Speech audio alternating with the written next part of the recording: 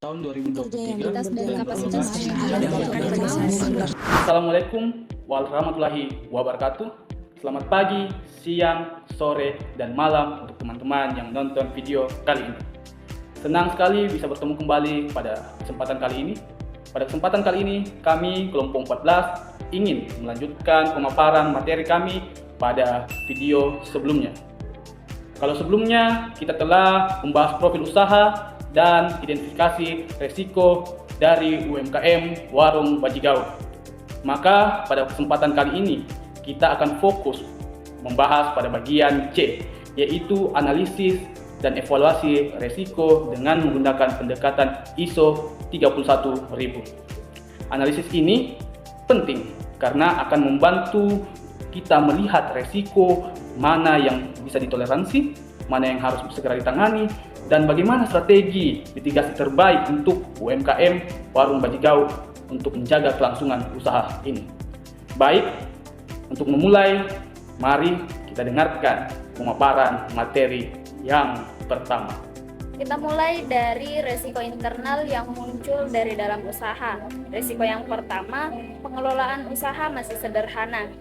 Saat ini pencatatan keuangan masih manual dan belum ada SOP.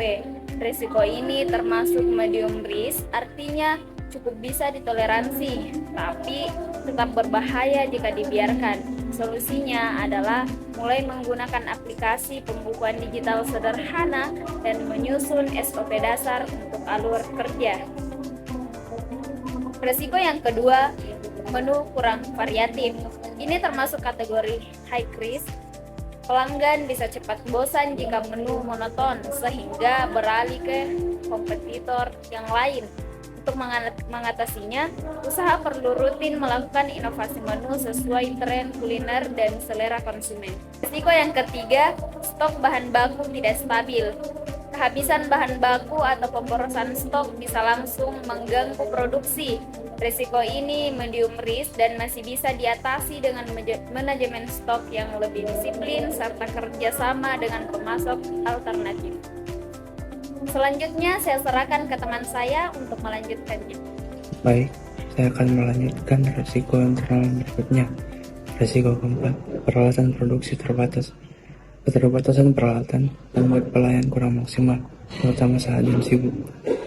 Risiko yang medium risk, mitigasinya adalah melakukan perawatan rutin, menambah peralatan secara bertahap, dan menyiapkan dana khusus untuk perbaikan. Selanjutnya, risiko kelima, ketergantungan penjualan harian. Ini salah satu risiko terbesar karena usaha belum memiliki dana cadangan. Ketika penjualan menurun, operasional langsung terganggu. Risiko yang termasuk high risk dan tidak dapat ditoleransi. Solusinya adalah membangun tabungan usaha, mengalokasikan keuntungan untuk dana darurat, serta mencari peluang diversifikasi pendapatan. Berikutnya, mari kita masuk ke risiko eksternal yang akan disampaikan oleh rekan saya. Sekarang kita bahas risiko eksternal, yaitu risiko yang dipengaruhi faktor di luar usaha. Risiko 6, persaingan usaha ketat. Banyak kompetitor lebih aktif di media sosial dan promosi digital. Risiko ini high risk karena jika tidak ditangani bisa membuat pelanggan berpindah. Mitigasinya adalah memperkuat branding, promosi digital yang konsisten dan berkolaborasi dengan influencer atau layanan pesan antar. Risiko 7, perkembangan teknologi cepat. Jika usaha terlambat beradaptasi, bisa tertinggal jauh dari kompetitor. Risiko ini medium risk. Solusinya adalah memanfaatkan media sosial, mendaftar di layanan pesan antar, serta meningkatkan literasi digital bagi pemilik usaha. Selanjutnya, saya persilakan teman saya untuk menyampaikan risiko berikutnya. Baik, saya akan membahas 3 resiko terakhir, yaitu resiko 8, resiko 9, dan resiko 10. Resiko 8, kenaikan harga bahan baku, harga ikan, bumbu, dan minyak goreng yang naik turun bisa mengurangi margin keuntungan. Resiko ini medium risk. Untuk mengantisipasinya, usaha bisa membuat kontrak jangka panjang dengan pemasok, melakukan negosiasi harga, atau mencari bahan alternatif. Resiko 9, perubahan kondisi ekonomi, inflasi atau daya beli yang turun, berdampak langsung pada penjualan. Resiko ini juga medium risk. Mitigasinya adalah strategi harga fleksibel, paket bundling, serta promosi atau diskon untuk menjaga minat pelanggan. Resiko 10, regulasi dan kondisi lingkungan ini mencakup izin usaha, pajak, standar kebersihan, hingga cuaca ekstrim.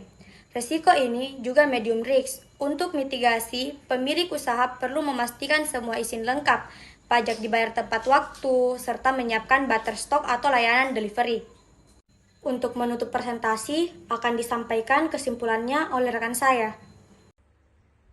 Dari seluruh analisis dapat kita simpulkan bahwa ada 3 risiko utama yang harus diprioritaskan, yaitu R2, menu kurang variatif, R5, ketergantungan pada penjualan harian, dan R6, persaingan usaha ketat.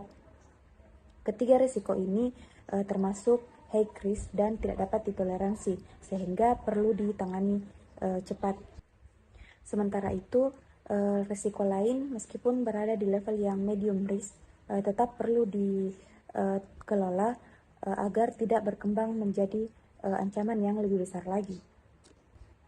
Dengan menerapkan manajemen risiko berbasis ISO 31000, UMKM Warung Bajigau dapat menjaga kelancaran operasional, meningkatkan daya saing, serta memperkuat keberlanjutan usahanya di tengah persaingan. Demikianlah pemaparan kami mengenai analisis dan evaluasi resiko UMKM Warung Bajigau menggunakan kerangka kerja ISO 31000. Seperti yang tertera dalam judul, fokus utama adalah pada strategi menghadapi keterbatasan inovasi dan digitalisasi. Terima kasih atas perhatian teman-teman. Jangan lupa like, comment, and subscribe agar tidak ketinggalan pembahasan selanjutnya. Wassalamualaikum warahmatullahi wabarakatuh.